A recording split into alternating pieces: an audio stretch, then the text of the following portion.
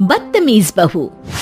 सभ्यता से भरपूर शास्त्री परिवार की इकलौती बेटी मोहिनी को बचपन में ही पढ़ाई के लिए विदेश भेज देते हैं, जहां से वो सालों बाद ग्रेजुएशन पूरी करके इंडिया वापस आती है, जो अब संस्कार, सभ्यता, संस्कृति जैसी चीजों से कोसों दूर होती है। एक सुबह मोहिनी शॉर्ट ड्रेस पहने, कानों में हेडफोन लगाए जोर जोर से इंग्लिश गाने गाती हुई घर में घूम रही होती है।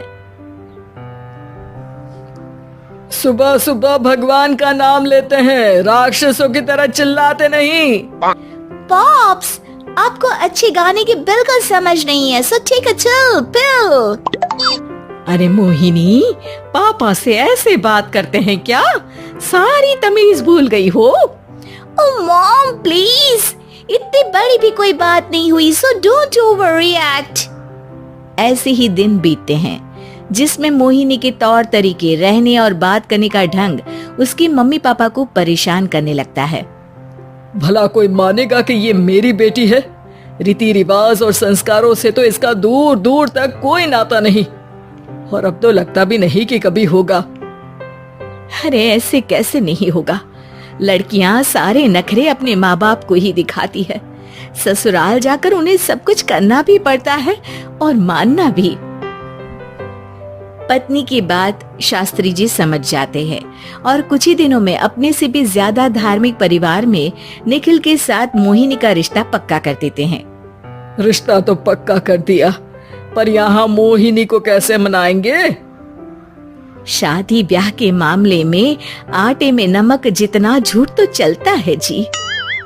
इसी तरह एक के बाद एक तिकड़म लगाते हुए दोनों मिलकर मोहिनी को शादी के लिए तैयार कर लेते हैं और मोहिनी निखिल की शादी हो जाती है, जिसके अगले दिन से ही मोहिनी दोबारा अपने पूरे अवतार में शॉर्ट ड्रेस पहनकर घर में घूमने लगती है।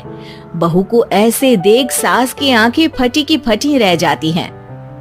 अरे ये क्या बेशर्मी है, हमारे घर की लड़कियां जींस तक नहीं पहनती और तुम बहू होकर इतने छोटे कपड़े पहनकर पूरे घर में घूम रही हो। सीरियसली मॉम, प्लीज आप अपनी इस 80 के दशक वाली सोच में मुझे इंक्लूड मत करो। हाय तौबा, एक तो बेशर्मी दिखाती है, ऊपर से सास के साथ जुबान भी लड़ाती है। अरे जल्दी कपड़े बदल कर आ, घर की पहली आरती तुम्हें ही करनी है।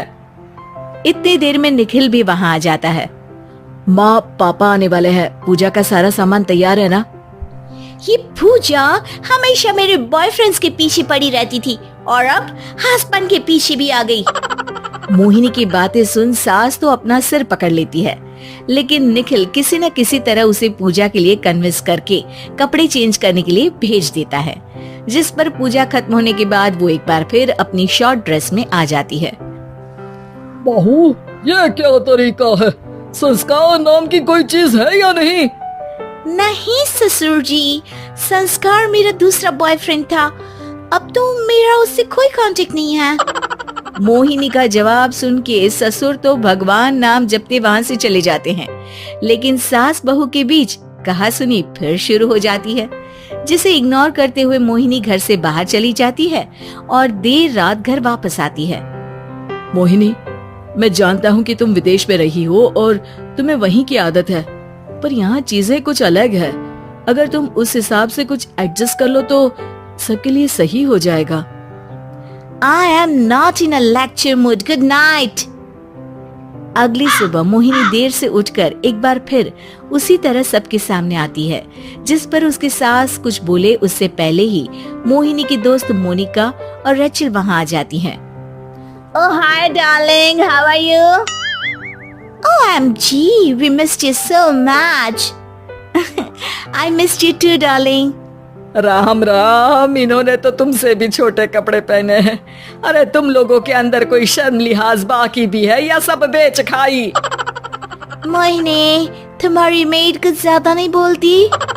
इस पर मोहिनी की दोस्त उसकी सास का मजाक बनाने लगती है, जिसे सुन निखिल उन्हें जवाब देते हुए कड़वे शब्द सुना देता है और वो सुन के वो दोनों तो मुंह बनाए वहाँ से चली जाती है, लेकिन गुस्से से लाल मोहिनी वहीं खड़ी निखिल को घूरती रहती है। घूर क्या रही हो? तुमसे शादी की ये सोचकर कि विदेश में पढ़ी लिखी हो, घर में कोई पॉजिटिव चेंज लाओगी, अपनी करियर के लिए एम्बिशियस होगी, पर अपने इस बिहेवियर से उस पढ़ाई के साथ साथ अपने मम्मी पापा के नाम को भी डुबो रही हो। अगर तुम्हें ऐसे ही हाल रखने हैं तो यहाँ रहने की कोई जरूरत नहीं है। निखिल की बातें सुनकर मोहिनी रोते हुए घर छोड़कर अपनी मम्मी पापा के पास वापस आ जाती है। ससुराल में सब कुछ ठीक तो है? वो अपने आप को समझते क्या है?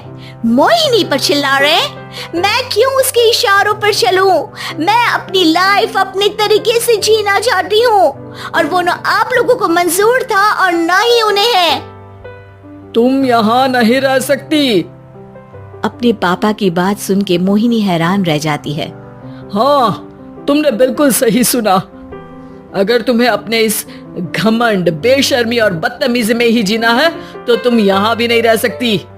बेटी, मैं मानता हूँ हमारे यहाँ रीति रिवाज बहुत मायने रखते हैं और हमने उन्हीं के ओवरडोज से बचाने के लिए तुम्हें विदेश भेजा था। एक लड़की जो शादी करके घर और बच्चे संभालती है, उससे तुम अपने आप को ज्यादा समझ सको इसके लिए भेजा था। तुम उससे ज्यादा समझो और बनो, पर तुम तो किसी दूसरी ही ट्रेन में चढ़ गई बेटा। उसके मम्मी पापा बहुत देर तक मोहिनी को सारी बातें समझाते हैं, जिन्हें सुनकर मोहिनी को अपनी गलती का एहसास होता है। वो जॉब ज्वाइन कर लेती है और ससुराल वापस आकर उन्हें मॉडर्न बनाती है और खुद भी कुछ रिवाज सीखते हुए खुशी से रहने लगती है।